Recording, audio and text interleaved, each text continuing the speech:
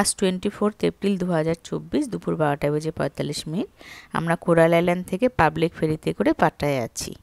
Coral আইল্যান্ডের নাবান peer থেকে এই ফেরিতে উঠেছিলাম, আর এখন পাট্টায়ার বালি হে পিয়ারে এই ফেরি নোঙর করছে।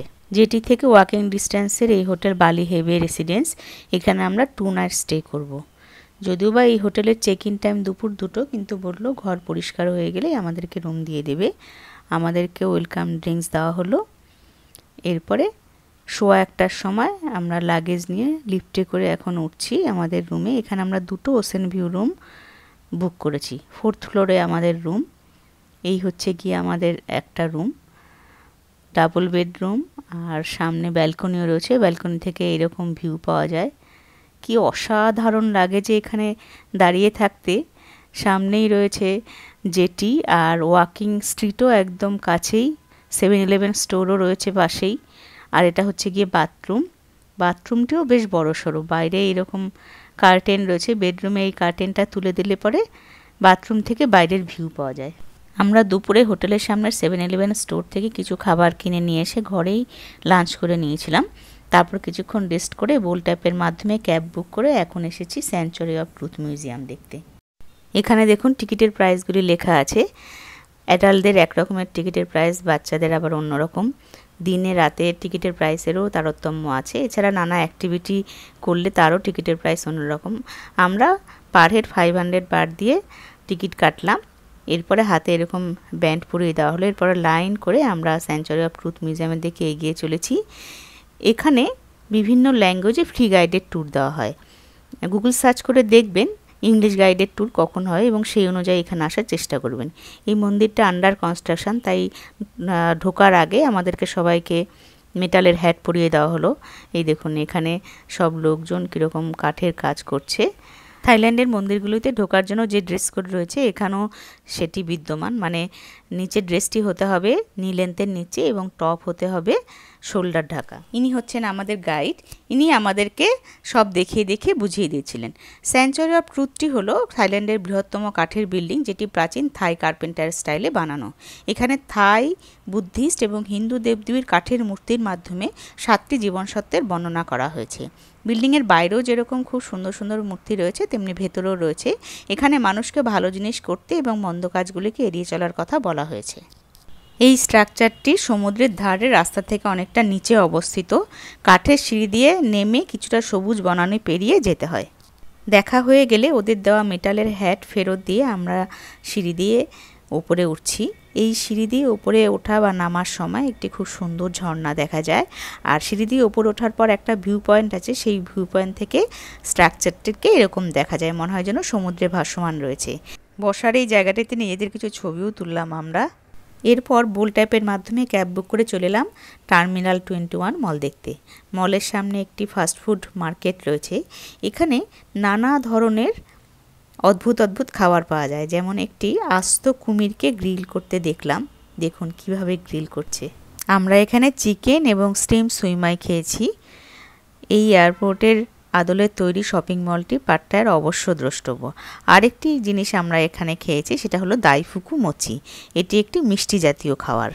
এখন আমরা শপিং মলের ভেতরে ঢুকতে চলেছি। এই শপিং মলটি সকাল 11টা থেকে রাত্রি 10টা অবধি খোলা থাকে। শপিং মলের বাইরে 2টো এরোপ্লেন ডিসপ্লে করা আছে। সিঁড়ি দিয়ে কিছুটা ওঠে এসকালেটর করে আমরা শপিং মলের মধ্যে ঢুকতে চলেছি। আর বাইরেটা দেখুন কীরম লাগছে। এখান থেকে মনে হচ্ছে যেন এয়ারপোর্টেই রয়েছি। আর ভেতরটা কেমন মজার সেটাও আপনাদের দেখাবো। এই আমরা ভেতরে ঢুকলাম। অনেক নামি ব্র্যান্ডের শপ এখানে রয়েছে। দামও মনে হলো খুব কিছু নয়, রিজনেবল প্রাইসই মনে হলো, কিন্তু আমরা কিছু কেনাকাটা করিনি। আমরা শুধু ঘুরে দেখছিলাম। এই মলে বিভিন্ন ফ্লোরে বিভিন্ন দেশকে রিপ্রেজেন্ট করা হয়েছে সেই দেশের ইম্পর্টেন্ট ল্যান্ডমার্ক স্ট্যাচুর মাধ্যমে। এখানে একটি টয় ট্রেন রাখা রয়েছে। এবার আমরা এসকালেটর করে উপরের ফ্লোরে যাচ্ছি। দেখুন এখানে লেখা আছে ডিপার্চার ফ্রম লন্ডন। আর উপরে উঠছি, সেখানে লেখা আছে অ্যারাইভাল অ্যাট ইতালি। ইতালির ইম্পর্টেন্ট ল্যান্ডমার্ক সেখানকার জলশহর ভেনিস, সেই জন্য এখানে এরকম একটি সুন্দর লেক করে রাখা আছে। এরপরে আমরা আবার উপরের ফ্লোরে যাচ্ছি। অ্যারাইভাল অ্যাট টোকিও, পাশে জাপানিজ ভাষায় কিছু লেখা আছে হয়তো।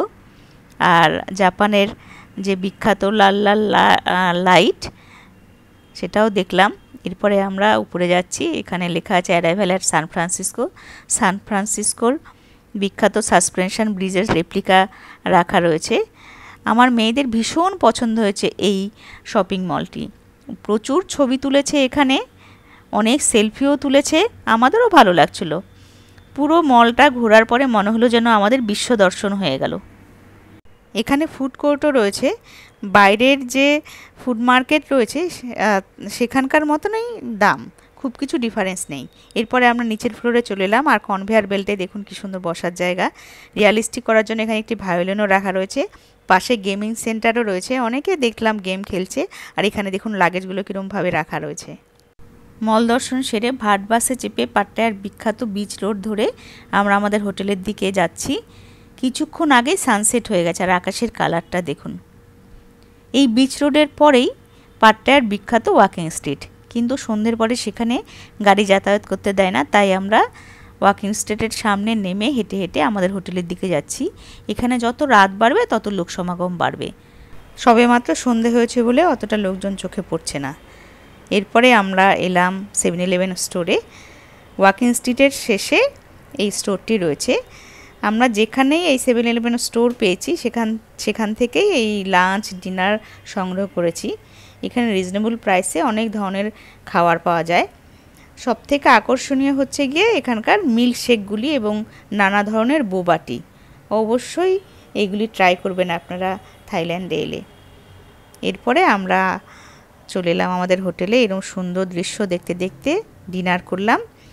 আর ভাবছেন হয়তো খুব দামি কোনো হোটেলে রয়েছি, গুগলে সার্চ করে দেখবেন এই হোটেলটির কত কম দাম। আগামীকাল কি করব সেটা পরের ভিডিওতেই দেখাবো। সঙ্গে থাকুন আপনারা। নমস্কার।